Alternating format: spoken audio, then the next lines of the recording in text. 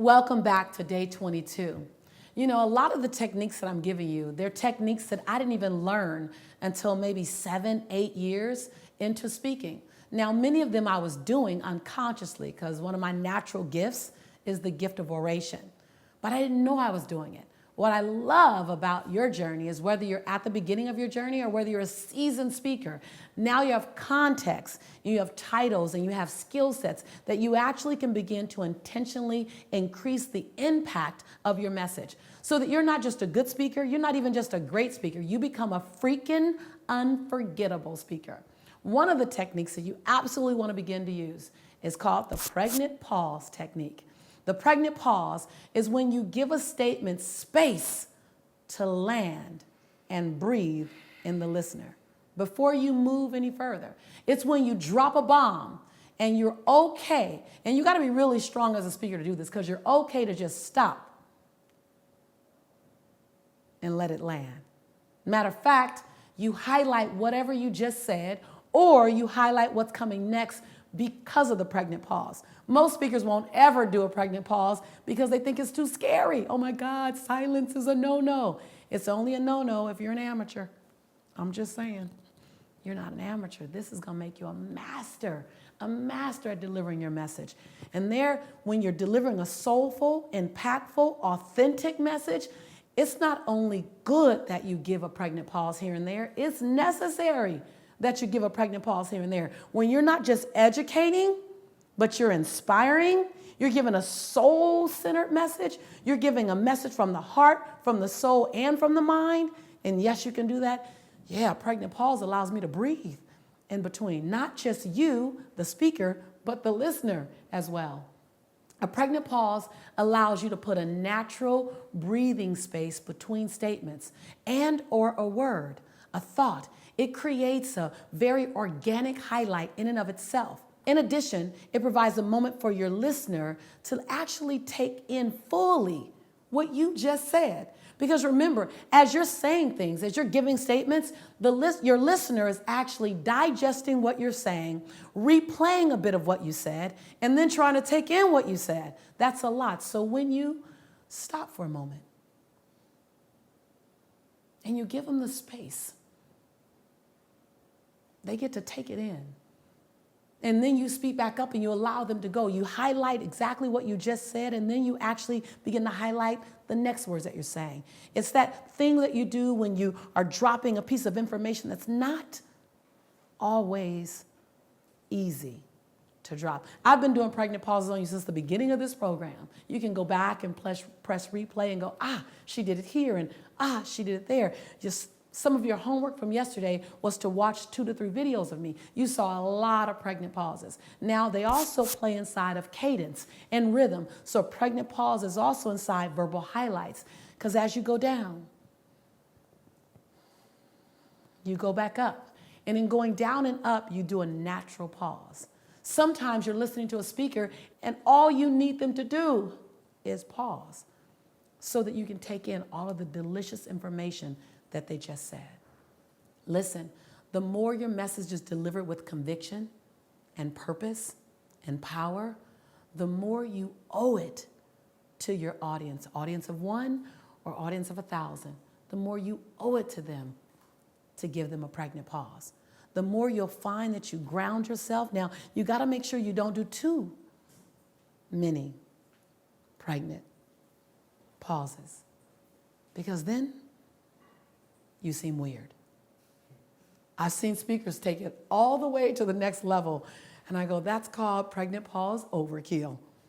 You want to make sure that's inside of a rhythm where you're talking and you're speaking and you're giving value and you're taking them to a place that they haven't gone before, and then you stop for a moment and say, I've not always done this. It's not always easy. It's not always fun. But it's always necessary. And every time I do it, I get value. And every time you do it, you'll get value. And every time you see the benefit of it, you're committed to doing it another time, because sometimes we need to stop and give ourselves permission to just reinvent ourselves. Did you see that rhythm? That rhythm of the pause, the rhythm of the cadence, the rhythm of the voice going up and down. And so again, you orchestrate them all together. But that pregnant pause is a gift to your listener and it's a gift to yourself. Now, as a new speaker, if you're a new speaker, the pregnant pause can seem really, really scary because it's like silence. But as you become more seasoned and you own your crowd and you own your message, you'll become more comfortable with it. Now, when you watch me do things with Mind Valley, and I invite you to watch a lot of the AFES messages, when you watch me do things with Mind Valley, I play with it a lot more because the environment can handle it. The environment speaks to breath. The environment speaks to expansion. So it allows me the space to take longer pregnant pauses. It allows me the space to stop and look at my audience and take them in. Now, I don't do that when I'm speaking to the financial firms. It comes across a little differently. And so again, know your audience and know how much of a particular technique they can handle. You as a speaker have to be courageous enough to make your audience wait at times. The space between the words can feel like dead silence, but it also can be the breath they need, exactly what they need. But really, that space is simply an extended pause and an opportunity for them to just take more of you in. Whether it's a corporate environment, an investor. Oh, by the way, when I'm speaking to a group of 10 Wall Street investors, I still do a pregnant pause. Now, it doesn't look like this. No, because I know my audience. In front of them, I say, listen, I'm committed to transforming the human potential industry. And I'm committed to doing it 3 ways. Notice that pause right there. And then I go into 1, 2, 3. So a pregnant pause is applicable anywhere. A pregnant pause is applicable in a relationship, an audience of 1. There's so many things about you that I love. There's so many times I want to give you more of me. There's so many ways I want to show you how much I honor, appreciate, and value you. And there's so many times I'm confused at exactly how to do that. Audience of 1, audience of 5, audience of 500. It works. So I love giving you examples because there's so many ways you can apply it. With a pregnant pause, it gives you the opportunity to also sit more in a dance. It also eliminates the feeling of being dictated to by your audience. It elevates the feeling of a dialogue versus a monologue. That pause is a bold way of saying, I want you to engage with me. I want you to have time to breathe this in.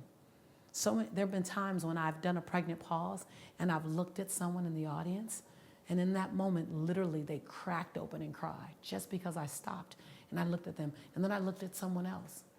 And then I looked at someone else. There was a time recently I was speaking to a group of 4,000 plus people in Arizona. I was in Arizona. And I'm talking and I'm going, and I just stopped and I grabbed the hand of the man sitting down and I pulled him up and I said, the world. He was an older white man, about 67, 68. And I said, the world doesn't think that we should be connected at a divine level. They want us to live in our differences. But I think we should live in our likeness. You're my brother, and I'm your sister. And there was so many pregnant pauses in there. And it was he and I. But every person in that room felt that intimate moment. My voice went down. My soul came through. I was willing to hold it. And all of a sudden, we all fell back in love with each other. All of a sudden, I said, in this political climate of divisiveness, I will remember that I'm your sister. No matter what they say, I'm your sister.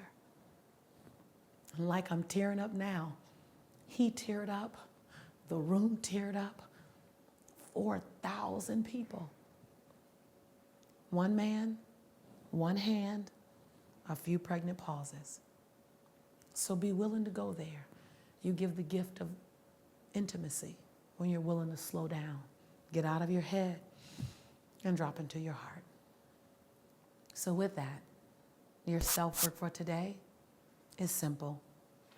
the mirror work again. Take in what does it feel like to pregnant pause. Practice that. Practice it in the mirror after you do your standard mirror work. Practice the pregnant pause. Practice it on the people that love you so that if you seem bizarre, don't worry. They've called you bizarre before. Nothing's changed. Just start practicing mastering communication with them so that as you move further inside your mastery, they can honor the process with you. I'm excited to continue teaching you, to continue guiding you, and walking beside you on this delicious quest to discover more powerful and impactful ways to communicate. I love you and I honor you. I'll see you tomorrow.